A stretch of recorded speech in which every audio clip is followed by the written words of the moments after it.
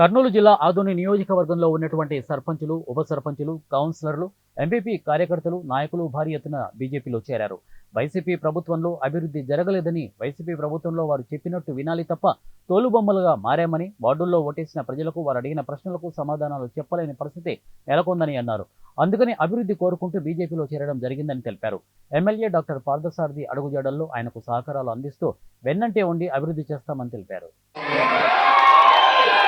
అయినా ఎస్సీ ఎస్టీలకు కానీ బడుగు బలహీన వర్గాలని కానీ గుండెల్లో పెట్టి చూసుకునే వ్యక్తి డాక్టర్ పార్థసారథి.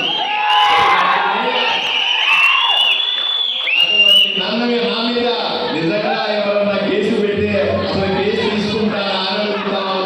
ఈ ఊరిలో పోలీసులకు తెలుసు, ఈ ఊరిలో జడ్జిలకు తెలుసు, ఈ ఊరిలో ప్రజలకు తెలుసు, ఈ ఊరిలో నాయకులకు తెలుసు. నేను ఎస్సీ ఎస్టీ బీసీలతో పడగల వర్గాలతో మైనారిటీలతో